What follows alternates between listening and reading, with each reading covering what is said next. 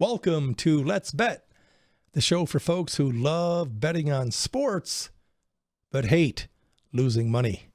I'll show you how to increase your sports betting bankroll by gaining confidence so that ultimately you can have the lifestyle that you deserve. I'm your host, Scott Pritchard, full-time professional sports bettor for 32 years and counting, founder of Pritchard'sPicks.com, took third place in the Circa Invitational a year ago, was fortunate to be asked back, cracked the final cut, Elite Eight, half game out of third place. So close, but yet so far away. Now, we broadcast live and worldwide each and every Friday from 1 to 1:30 Las Vegas time. Today, a special Super Bowl post edition on a Monday. Live and worldwide each and every Friday, usually Las Vegas time. You can catch us live on Pritchard'sPicks.com, on demand, and on your favorite podcast and video distribution platforms. To reach out to us, I would suggest that you email us at letsbet@Pritchard'sPicks.com. That's letsbet@Pritchard'sPicks.com. Now let's get started. My guest, an icon in Las Vegas, came here from Nebraska, of all places, a fellow Midwesterner like myself. Came here in 1984 at the age of 17 and has made quite a name for himself decade after decade after decade. Sports betting, handicapping, the face of the franchise at Doc Sports, in my objective opinion, Scott Spreitzer. Scott, welcome to the show. Thanks for having me, Scott. We've been talking about getting together and chatting a little bit about sports betting, and we're finally able to do it. Great Super Bowl for me on Sunday. Glad to be here as we really jump into the heart of college basketball in the NBA now. I'm going to call this the Scott and Scott podcast. Yeah, I was thinking Scott squared, but it kind of sounds bad in the world of sports betting, so I think Scott and Scott is better. Let's talk about how you initially got to Las Vegas back in 84, what brought you here, your background, and how you parlayed it into a real celebrity type experience from a sports betting standpoint and a handicapping experience. One of my brothers, Scott, is about 14, 15 years older than me, and he came out here in the late 70s. And was basically involved in collections at the hotels and worked at the Dunes, the Trop, places like that. And so I came out here in 1980. And I also had an older sister, about 11, 12 years older than me, that came out here before me too. And so I spent the entire summer, 1980, 13-year-old kid from Omaha, Nebraska, in Las Vegas, taking in all that was Las Vegas. I can remember golfing with my brother and his friends on a Saturday afternoon and at the Samstown Sportsbook, believe it or not, on Saturday nights, because back then, 1980, Samstown was like the place, to be for the, as far as the sports books are concerned. So I spent my entire summer out here. I had already been involved in sports betting, believe it or not, because my dad, who was an engineer back in Omaha, he would come home every Tuesday night with the betting sheets since I was like 5 years old. So that was my favorite night of the week to see the numbers as a kid. So I got out here, I spent 2.5 months, summer vacation at 13. I decided at 13 I was coming to Las Vegas, going to go to school in Las Vegas after high school, the whole thing. And that's what I did. I came out here at 17. I had 2 saxophones, $600, a couple of shirts, a couple pairs of pants. That was just about it. And fell in love with Las Vegas from day one and said, I've already found my destination of where I want to be. Studied a little Japanese, studied a little broadcasting, thought I was going to go over to Japan and be a color analyst for 5 years and Japanese baseball. Ended up getting involved with the point spread even deeper. Next thing you know, it's 2 years later and I'm doing the Stardust line, and that's the way it's been ever since. I started the Stardust, by the way, in 91, so been doing this for quite a long time. Well, again, the Stardust, which is where Resort World, a $2.1 billion resort, they tore down or they imploded the Stardust to replace it with Resort World. We don't want to get too emotionally attached to these places. I remember the Hacienda back when I came to town. The late, great Red Fox would perform on a regular basis. And, of course, the Rat Pack would perform at Sahara right down the street. Across the street now from the Stardust, which is now Resort World, you have Fontainebleau. Yep. So it's really all about progress. We just imploded the Tropicana for a little baseball action with the Las Vegas A's. Are you excited how this town has evolved from a professional sports standpoint? Forget sports betting, but the fact that we have the women's basketball team, we have the hockey team, we have the Raiders, although I don't consider them to be a pro team. We have the A's coming to town, and hopefully one day, sooner than later, an NBA franchise. It's funny because I'm not a fan of any team in any sport. I'm a fan of the point spread like a lot, and I'm not just saying it. That's just the way it is. For instance, I love the NFL.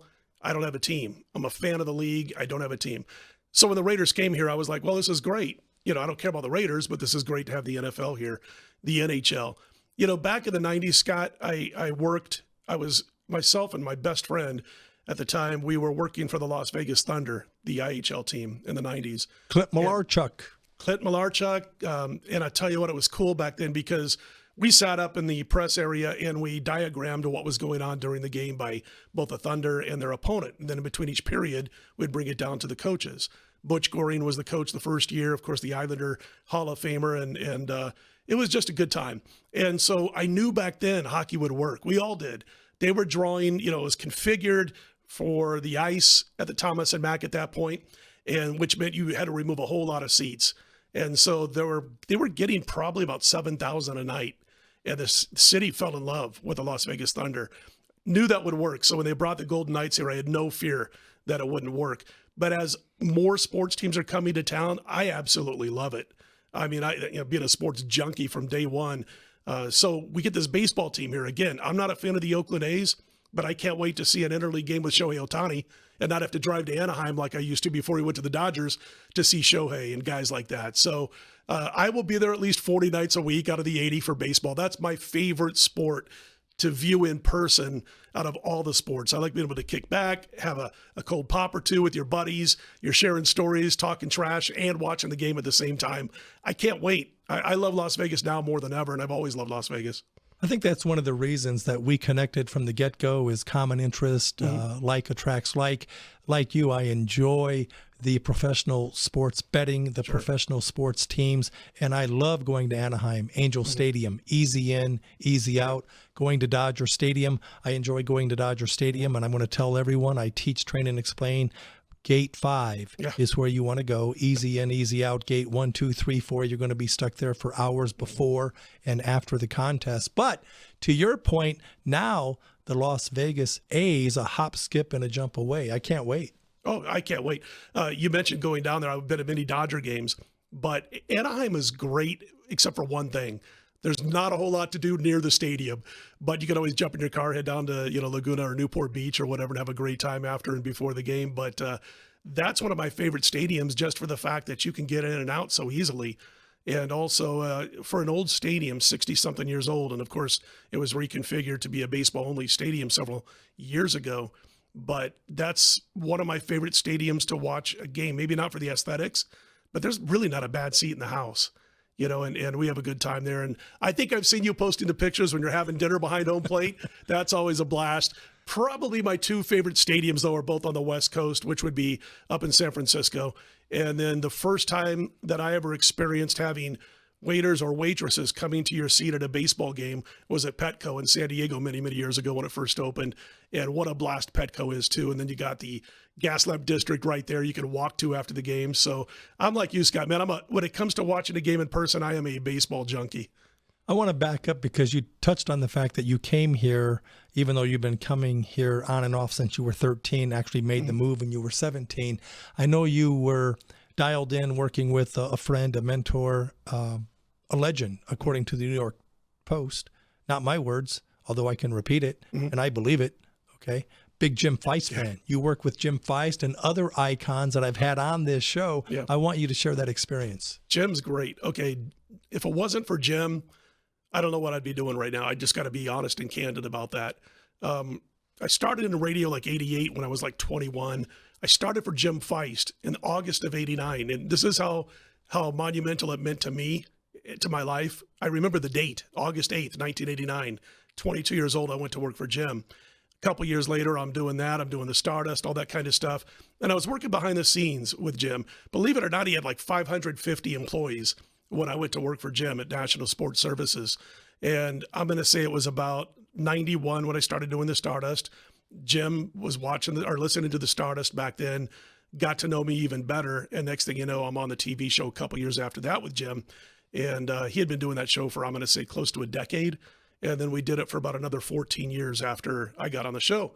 But I learned so much from Jim Feist. He had a college basketball formula back then that was lights out. I got a story. I don't know if Jim wants me to tell this, and he'll probably text me or whatever after he sees the show. But I remember early on and really getting to know Jim. I had already been with this company for a couple years, and he calls me down into his office or whatever, and I go down there, and he's like, well, what do you think about this game? What do you think about that game? And I mentioned a team that I liked, and he goes, I really like them here. And he turns around and pluck, pluck, pluck, pluck, pluck, and he throws like 20 dimes on whatever team. And I'm saying, Jim, I was a young guy, right? I'm a young kid just trying to make a bundle, trying to make a bankroll. I'm like, Jim, I didn't say, And he's like, no, I like it a lot too. I just wondered if you liked them too, if you had any reasons on the other side. I was going to bet it anyway, which he was. And just a little story, little things like that. I hope it won, Jim. For both your sake. The funniest thing is I don't remember if it won or lost, but I do remember being like 3 or 4 weeks into the TV show for me. He had been doing it for about a decade. And I had a really bad start to the TV show. I mean, Scott, I'm not kidding. It was like 1-7 the first weekend, and I'm going to say 1-7 the second weekend, and I'm feeling about this big. And I remember it was a couple of days before we filmed. We filmed on a Wednesday, and it was like a Monday afternoon, and I was just depressed. And I'm like, Jim, man, I just started on the show. I'm like 2-14. And he goes, 2-14. Okay. All right. He goes, and how long have you been doing this? And, a year or whatever, first year on the show. And he goes, stick around, kid. He goes, it's going to get a lot worse. Just little stuff like that. I've remembered forever because it meant so much then and still now to this day. When you go through a bad run, you just got to remember there's going to be good times. There's going to be tough times in the world of sports betting, the world of 11 to win 10, as I like to say. But Jim was the most influential person in my entire career. That's 35 years now. Working with and for yes, legendary Jim Feist.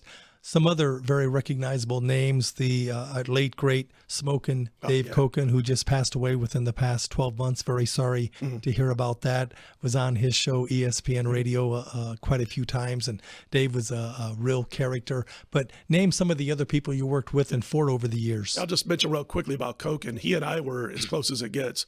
And in fact, it's kind of, once he passed, it wasn't just his passing. It was also somebody I shared probably 20 texts a night with, because the last year that he was around, he couldn't speak. So we texted back and forth about games 20 times a night.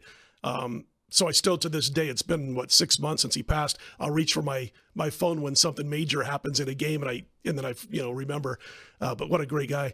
Other names that I've worked with, Larry Ness, who passed away a couple years ago, unfortunately. Just thinking back, Bob Gregorka, who was at the Sands, who was one of the big line makers back in the day. We worked together for a while. Wayne Root was a guy we worked together for a while. Now more of into the political aspect of things. There's just been a lot. Glenn McGrew, Al Bernstein. I got to know Al real well, to the point where his wife and Al and my wife and I were going out to dinner once a week and just having a blast. I just saw him a couple of weeks ago. Al sings, by the way, in a club here in town over. I saw that on Facebook. Yeah, I didn't know. He's a really good singer, and Al and I became close. Jack Snow, the late great wide receiver of the Rams, Notre Dame Fighting Irish, he was part of the show for a while. And we've also worked with like Randy White of Cowboys fan. Everybody under 40 is going, who? But Randy White, look him up. Drew Pearson, Mike Ditka. And they weren't on every week, but they would come on every once in a while and shoot the show with us. Evel Knievel was a good friend of Jim's for a long time. So there's been a lot of interesting characters that I've worked with. The cool thing was, Scott, I was the young guy back then. I landed on that TV show at like 26, 27 years old. And I had all these guys who were seasoned veterans that I learned from. And I was like a sponge. I just listened to every one of them, hardly said a word. And I listened to every single one of those guys and took in a little bit from everybody. And I think it's helped me to last this long in the business, learning from those guys who had been through it. Warren Buffett talks about your net worth is determined by your network. I can see after decades of in the business, you're still very humble and very, very sharp, and you give credit where credit is due, because without the tutelage of the dinosaurs, for lack of a better term, that came before you, to your point, you wouldn't be here. I wouldn't. I would not be here. I don't know what I'd be doing. This was my interest from day one when I came to Las Vegas, other than being an announcer for some Japanese baseball games. This was it. And so I was so fortunate, and to this day, I thank my lucky stars that I landed at National Sports Services when I did. I had the worst audition tape you ever got. Gosh, I hope that got burned, every copy of it. I walked into National Sports, and I was working a radio at the time. There's a guy by the name of Angelo Fracassi. We call him Zig.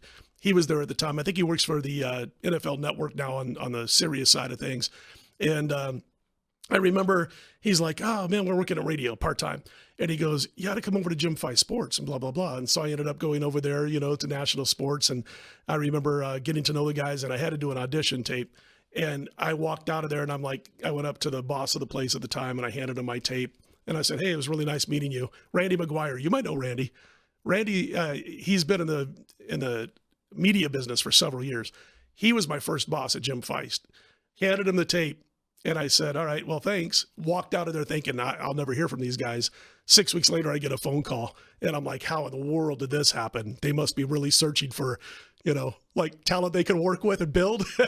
Because I was bottom of the basement, man, with that audition tape, and landed the gig, like I said. And then, not too long after that, started working closer with Jim, and then came the TV show. So. Let's talk about your sports betting philosophy, mindset, process, because again, it's not like a lot of these fly-by-nighters that are in and out of the business 20 minutes.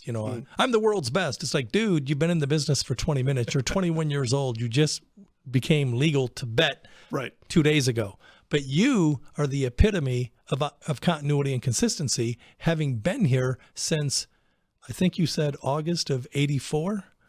In town, it was July of 84. Okay. With Jim, it was 89, August of 89. What would you say, before we get into the sports betting philosophy and strategy and your specific process, why do you think most people who bet on sports lose outside of poor money management skills? Yeah, that's the number one case, of course, is poor money management skills. Chasing. People tend to chase when they're behind, which is a big no-no, obviously. If I have a bad day, I'm not thinking I got to make up for that bad day. Let's say I go 0-3 today on a Monday. On Monday night when I'm handicapping the games, I'm not thinking, I got to go 4-0 to make up for the 0-3. I continue to play whatever games I like after I handicap, whether it be one game or 15 games the next day. Generally, I don't play as many games as a lot of people do. But I think people get in trouble with chasing. You've got to put it behind you, man. When you have a bad day or a bad week, you have to have that ability to say, that was then, this is now. Winning begets winning, losing begets losing. If you're thinking like you've been a loser for a week, you're probably not going to snap out of that streak. Your mindset's too much on what you did that previous week that caused you to lose. So I think that's part of it. Also, the ability to say, maybe I need to make a change. I mean, my gosh, I've been doing this so long that things that worked in 1995 may not work in 2025. The lines are sharper. The bookmakers are sharper. The public is sharper because of the internet. You have to be willing to make a change. And I'm going to tell you, man, it's like every 3 years, there's something in baseball that's got me through the previous 5 or the previous 3 that doesn't quite work anymore. And you have to make adjustments. You can't handicap baseball now like we did 20 years ago. This ain't our father's baseball anymore. And so it's one of those situations where I think you have to be willing to change and put the losses behind you. And you have to do it in a way where you're not ticking off the people who might be following you, like saying, okay, well, I'm not worried about that. Of course I'm bummed about that, but I can't let that stay in my mind when I'm handicapping the next day's card. I think it's a mental standpoint you have to take to be able to become successful long-term in this business. Thick skin. Absolutely. Short memory. And I always say yesterday's action, history, today is a mystery. And our job proactively as Sharps, Unfair Advantage, Wise Guys, professional sports bettors is to solve that mystery. I want to take a quick second and talk about sports betting philosophy, because for the past couple of weeks, you've had to hear on social media, countless radio and TV interviews, and even in the RJ, they did a nice article promoting my sports betting exacta, October 9th, circa $4,000 to make it holla, 55-1 odds, the Chiefs to beat the Eagles. The word of the past 2 weeks, compliments of a couple of mentors, a couple of friends that I look up to, Jim Feist and also Steve Fezzik. The word of the day, hedge, Hedge, hedge. And thank God they spoke. Thank God I listened. One time in my life, I took their advice. So the bad news is I lost $4,000 on the Chiefs. The good news is a 6-figure hedge on the Eagles, +3 -44, +2 minus 0.9, and plus 1.5 minus 0.5. So yesterday, very good day. I was, not to be greedy, but I was hoping to get a small middle, hoping to solve the riddle and take all the money for $324,000. That's this edition of Sports Betting Philosophy. The idea is, notice those three numbers that I bet. Even when you're hedging and you're middling and you're scalping and you're grinding, you still want to get the best of it. Case in point, I said I had plus 3 minus 44. Circa yesterday at kickoff, it closed plus 3 minus 88. Westgate plus 3 minus 91. I'm getting 45, 48 cents, the best of it, even in a hedge type situation. You never want to give anything back. I also want to give a shout out to Jeff Benson at Circa, Will Chase, and also Mike Palm, the VP of Operations, because it's challenging as a sharp to get down in this town. And when you do, you're limited if you're sharp and you're a wise guy, and or rejected up to 30% of the time. But I love Circa because they will take a bet. So I was walking out of the sportsbook last night after the Super Bowl, and there were a number of green jersey Philadelphia Eagles fans. And you're going to appreciate this as I wrap up the philosophy part of things, that there were a number of people that would approach these Philadelphia Eagles fans and say, hey, congrats, you had a great season, outstanding. And so I turned around and I said to these Philadelphia Eagles fans, I said, when you're playing at home in Philly and you lose, do you congratulate the opposing team? And they said, F to the, I've never heard so many F-bombs in 30 seconds. But again, they're very, very passionate. The better team definitely won yesterday. There was a reason why the Eagles won 16 of 17. Their only loss, their only blemish was a bit of a fluke, as they lost on the last play of the game against Washington, even though they redeemed themselves by beating Washington 2 out of 3 times. It's never too early to talk about football. When we get to best bets a little bit later in the show, we're going to talk about NBA playoffs, NFL football for next year, a surprise team or two, and I'm going to have you talk about college basketball. But first things first, I want you to delve into what you think, Scott, are the top 1, 2, or 3 skills a person must possess to win consistently on a duplicatable long-term basis. Line recognition, where it's going to move. That's a big deal to me. I'm at the point, and I have been for several years because I've been doing this forever. I didn't go to school to become a lawyer or a dentist or a doctor. I came out to Vegas and I learned from the streets how to become a handicapper and a bettor. So this is what I've done forever, my entire adult life. And I'm at the point now, and I talk about this with other guys in the business that have been around for a while. I do my handicapping at night, by the way. I start about 10 o'clock at night. I get it done about 2 in the morning usually. And I'm a night owl, always have been. I know that if I like a team -6, college basketball, let's say, that's going to be 7.5 by 8:30 in the morning Pacific time. And so I have to be able to recognize when those lines are going to move. Your power ratings have to be spot on, which I do power ratings and everything. And being ahead of that line, because I'm ahead of it about 85% of the time. You're not ahead of it all the time. And by no means am I hitting 85% or anything close to it over the course of a season. But I know that when I do my handicapping, I will be in front of the line move 85% of the time. It's going to move in my direction on my team. And I think that's a very important skill to develop. I've always said something I learned from a bettor named Sean Hess, who's 85 years old now, moved out of Nevada a couple of years ago. All he did for the final 40 years of his life is bet. That's it. That's how he made his living, bought his cars, paid his bills, whatever. And he used to tell me, make your lines a week in advance in every sport, and starting with football. Once I learned that skill in the mid-90s, things took off for me big time. And I do it in college basketball. I'm looking at Saturday's games on Monday because I want to make my lines before anything is influenced during the course of the week, whether they win or lose, or if a team is way off their norm, it doesn't factor into my line because I've made it before that happened, before the perception of that team being up or down because of one game can come into play.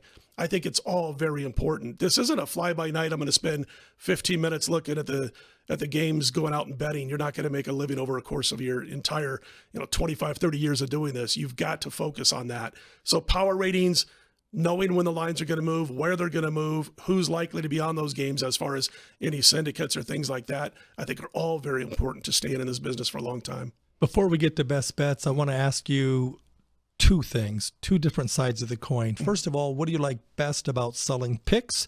And what do you like best about sports betting? And then conversely, what do you not like about selling picks? Because I do want to explain to our viewers that Scott Spreitzer has been with Doc Sports for quite some time. If I'm not mistaken, Doc Sports, they've been around since I was a kid growing up in the Midwest, and they are the epitome of continuity and consistency. I think they've been around for 52 years is my guess, if I've done my due diligence, and if I did, it would be a first. But I have to tell you, Doc Sports, tell me what you enjoy most about working with and for Wade and the fine folks at Doc Sports, what you enjoy most about selling picks, and what you don't like about it. Probably have something in common there with you, Scott, on that one. Yeah, you're right. Doc Sports has been around since 72 or 73. Maury Mosman was the founder. He was from Wisconsin, and he started Doc Sports way back then. Sauk City, Wisconsin, small town of about 6,000 people.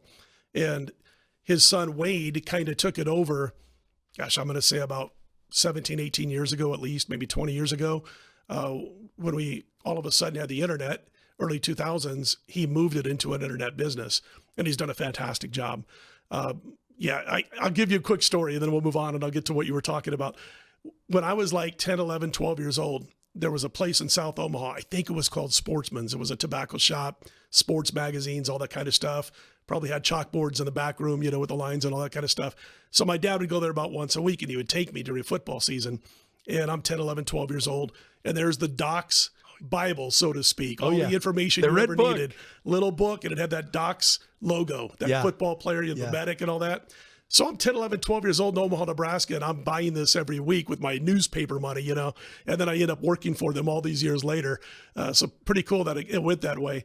But I would say my favorite thing about selling picks is there are people out there who really do want to bet, and they don't have time to do this stuff.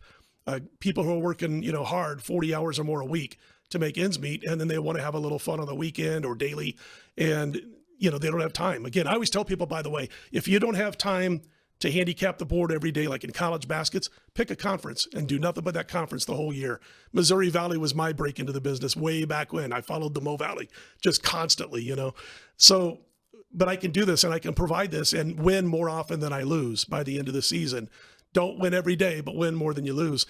I guess the thing that I hate about pick sales the most, Scott, is that you do have your trolls. We all know that. You've had them. I've had them. Who cares about those guys? They're in and out, in one ear and out the other. But I can tell real quickly if a person is serious about betting these plays or if they're just, thinking they're going to get rich overnight. And you can tell right away because if you're not from the winning, because they're all patting you on the back when you're winning. You have a couple of losing days. There's the guys who are really legit who don't say a word. Or they'll say, hey, man, tough day. Don't worry about it. Let's get him back tomorrow. And then there's the guys that'll call you every name in the book. They could be 15-5 on the week. They go 2-4 on Saturday, and you are the biggest scumball you've ever been in your life and they've ever seen. I can tell right away. I got to be candid with you. I used to have my own site, and I would have guys call in. 98% of them were good guys. And I remember there was one that just he complained all the time. You would go 5-3. He would complain about the 3 losses all the time. His subscription came up, and I'm a pretty easy guy to get along with. His subscription came up, and he calls me, and I said, whatever I charge, like another $250 on top of his subscription. He goes, well, wait a second. I paid this before. Now you're charging me $250 a month. I go, brother, that's the bitch fee. I go, all you do is bitch and complain. You are my first ever person I'm charging a bitch fee to. I love it. And it sounds like you undercharged him. I did, yeah. But all of a sudden he backtracked and he goes, hey, well, if I'm cool over the next couple of weeks when, That's great. And I said, yeah, sure. The takeaway. I don't mind just saying, hey, man, rough day, or damn, dude, bad couple of days. Hopefully we'll get it together. Is everything okay? I don't mind that at all. What, the trolls are the guys that you got to just forget about and move on. And you can't really do that if you let those guys stick in your head, because at night when you're handicapping or the morning when you're handicapping games, if that's in your mind, you're distracted from your job, which is to knock out those numbers. And so for me, that's the thing that I hate most about pick sales, is having to deal with the people that have no clue about sports betting. And that sounds maybe a little insulting, but 98% of the people are good people who just want to either have some fun or make a little money. In 30 seconds or less, what is it you don't like or what annoys you when it comes to sports betting? Oh, gosh, lower limits. There's a lot of places outside of Nevada that if you're winning and you're doing well, they'll cut you off. I got cut off once here in town for baseball. It's been about 12, 13 years. The sports book director is no longer in the business. He retired. I don't want to say the place because I like the people that are at the place now. But it was a summer in baseball, just winning too much over a course of a certain amount of time. They didn't cut me off. They wanted to lower my limits by more than half. NASCAR, believe it or not, I bet matchups. I used to bet a lot of NASCAR as far as to win the race in the late 90s, early 2000s. And myself and the guy I mentioned earlier, Sean Hess, believe it or not, we used to meet at, I can't think of the name of the place, Station Casino over on Tropicana and Industrial in that neighborhood, Wild Wild West. Yep. So we'd meet there, believe it or not, on a Sunday Truck morning. stop. Yeah, basically. And we would meet there. We would get our bets together about 3 hours before the race, and then we would scatter in whatever hotels we went to. Well, at that particular casino, we decided we're going to make our bets. And I'll never forget, it was the Daytona 500, first race of the year. Unfortunately, it was the race that Earnhardt Sr. passed away in. But they had been practicing with new tires, and they'd been having problems. And you could see on the betting board the amount of cautions, the over-under projected cautions, wasn't taking that into effect. So we want to go up, but we want to just hammer the heck out of this, the over as far as cautions. And we got turned down. The person behind the counter called the sportsbook director, who's a good friend of mine to this day, and he was at the Daytona 500. They called me. He goes, "Is it Sean and Scott?" And she said, "Are you Sean and Scott?" I'm like, "Oh, here we go." And he goes, "No, we can't take that. You're gonna have to lower it a bit." So that's, I guess, the tough part of sports betting. And you're right. You know, the folks at Circa, they'll take it. They'll take any bet you got. I was doing the Saturday night show with Matt Humans every Saturday a couple of NFL seasons ago, and we had guys coming on that were betting 100 grand, 95 grand, 120 grand with their tickets and never got turned away. Love it. Yep. Scott Spreitzer, my guest on Let's Bet. We're going to come back and wrap it up with best bets right after this. Humbled being here with Scott Pritchard, talking sports betting and all-around advantage players. I am Steve Fezzik at Fezzik Sports on X. I got to tell you, if there's one contestant that I do not want to be up against when both of us are in contention late in the year, it's Scott Pritchard with all of his skills and acumen. Hey, living the dream. Let's bet. Steve Fezzik, the only back-to-back world champion, Superbook contest back in 2007, 2008. That, my friend, will never be done again. It's time now for Best Bets. It's the day after the Super Bowl. We're talking to Scott Spreitzer from Doc Sports at Scott Wins. I have to tell you, DocSports.com is the website to go to get Spreitzer's picks. We're going to talk specifically about college basketball, March Madness right around the corner. I'm going to have Scott cover that. I'm going to talk about the upcoming NBA playoffs, and then we'll dive into NFL football. If we can do this inside of 2 minutes, it'll be a miracle. Scott, you're up. College baskets. College baskets for March Madness. I would say if you told me I had to pick 3 teams, throw them in a bucket, and one of those teams I get to take and they're going to win, it would be Houston, it would be Auburn, and Duke. Those are the 3 teams that I think have the best chance to win out of all of them. And I do my power ratings, and they're all 3 at the top of my power ratings. Johnny Broom really does give Auburn, I think, a little bit of an advantage. But the only team I think out of that mix that I just mentioned, of the 3 that might struggle at a given point, would be maybe Houston. I mean, they're men among boys almost every time they take the court with a great coach. But offensively, they can be challenged at times. So I think if they run into a Duke or an Auburn, they might be in a little trouble there. There you have it for March Madness, according to Scott Spreitzer. I'm going to talk NBA playoffs a couple, 3 months out, but it's never too early because I do this all day, every day. The good news is I bet a team in the Western Conference at 28-1 to win the conference. The good news is they're in second place. The bad news is they have no shot because no one's going to beat OKC. I have the Memphis Grizzlies at 28-1, but the OKC Thunder, number 1 in defense. They have not 1, not 2, but the top 3 on-ball perimeter defenders in the entire league in Dort, followed by Caruso, followed by Wallace. They have not 1, but 2 7-foot studs to rim protect and to play defense. And you're not going to hear this on ESPN SportsCenter. You're going to hear it on Let's Bet. The OKC Thunder, when Hartenstein or Holmgren play, 36-4. They've been banged up. Now they're both back. Memphis Grizzlies, stacked, loaded, deep, have a chip on their shoulder. They have as much talent as anyone. They're a deep team as well. But here's the problem. They had a chance at home, healthy for the first time all year, taking on an OKC team without not one, not two, but 3 times the lady, 3 starters out. What happens? They're down 27 points. They embarrass themselves at home. T. Martin, the father of Ja Morant, the apple doesn't fall far from the tree. Ask Doncic, ask his dad, who whined and cried and complained after Doncic was traded. It's not fair. It's not right. Wah, wah. Same way here. T. Martin ejected at home watching Ja Morant play, saying the refs are biased. Are you kidding me? You had 18 more free throws. You're at home, and you're down 27, and 60% of the starting lineup for OKC out, and it was on the second end of a back-to-back. So OKC in the West, nobody else. Don't be fooled. Don't buy the Laker hype. Who's going to play defense? There's only one ball. You have 2 players, alpha dogs, with Luka and LeBron James. You might think they'll figure it out. Well, it's not going to happen overnight. When Kyrie and Luka played together the first time, they didn't even make the playoffs. So relax, Laker fans, relax. Stop living in the past. So for best bets, OKC to win the West, and don't be surprised if they win it all, because they will be at home. Who's going to beat this team 4 times out of 7? And I didn't even talk about the MVP of the league, Shea Alexander. So pro football, we're out of time. You're going to have to tune in next time for Let's Bet for more. We've got the best bets for college basketball. Can I give you one more? Absolutely. St. John's. Oh, the Redmen. I love their defense, man. Oh, my gosh. I'll just say, I'll make it quick. But that was a team that I'm going to say about a month ago, I was doing a couple of shows, and I was talking. They said, who do you like? That's not a 5-1, 8-1 type of team. And I said St. John's. At the time, they're 50-1. As of just a few days ago, they were still 45-1. And the one thing they do poorly, they cannot shoot the 3. But they've got a great coach in Patino who says, we can't shoot the 3. We're not going to shoot the 3. They're like 345th out of 364 teams in 3-point to 2-point ratio as far as attempts. They can't do it, so they don't.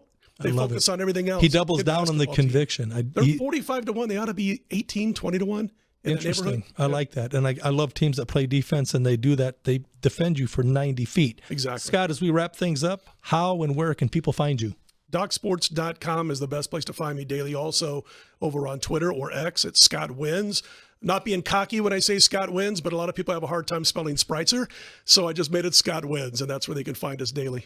No argument here. I love, for some reason, maybe I'm being biased, I love that, at Scott Wins.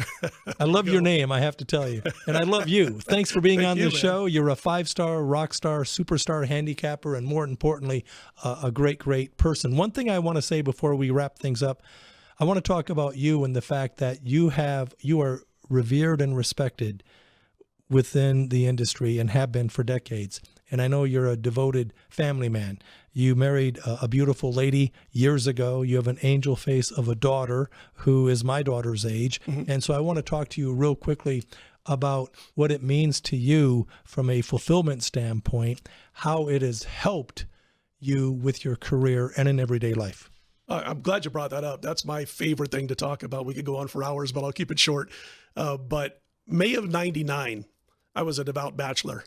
I was never going to get married. I was never going to have kids. God bless anybody who was going to do that and wants to do that in their life. It wasn't me. And you're a young guy. I had hair back then, Scott, and I was thin. And so I was enjoying Vegas for all Vegas has to offer. And that was May of '99. May of 2000, I was married. I met my wife in September of '99. I just got done doing a show at the Sunset Station. It was kind of new back then. And I did a show with Sean Hess. I did a show with Micah Roberts back then, Rob Terry, those guys. And I met her that night on a blind date at a Korean restaurant. She's actually Chinese. We met at a Korean restaurant. And that was that. And it was 8 months later, we were married. 25 years now. It'll be in May of this year, 25 years. We had a little girl in 2004. She'll be 21 in June. Junior in college, lacrosse player at one point. Traveled the country in gymnastics, was an excellent gymnast, the whole thing. And just that changed everything for me. I used to play poker a lot. And you know how it goes, Scott. You sit down at 8 o'clock at night at a poker table and you look at your watch 5 minutes later, it's 4 a.m. And I just said, you know what? I can't do this anymore. I got to be a dad. I got to be a husband. Once my daughter was born, it changed everything. I used to say, I am a handicapper. I am a bettor. Now I am a dad and a husband who happens to be a handicapper and a bettor. And I'm telling you what, if you laid the odds 25 years ago, I would have never come close to saying anything like that. So thank you for asking, because that's my joy in life every single day. Well, I love the story. Again, thanks for sharing. Thanks for being on the show, and you'll be back. Continued good luck, my friend. You too, man. Thanks for having me, Scott. Scott Spreitzer, Doc Sports, at Scott Wins, DocSports.com. That's going to wrap up this edition of Let's Bet, one day after the Super Bowl. To reach out to us, email us at letsbet@pritchardspicks.com. That's letsbet@pritchardspicks.com. For my 5-star, rockstar, superstar guest, Scott Spreitzer, I'm Scott Pritchard. Until next time, see the cashier.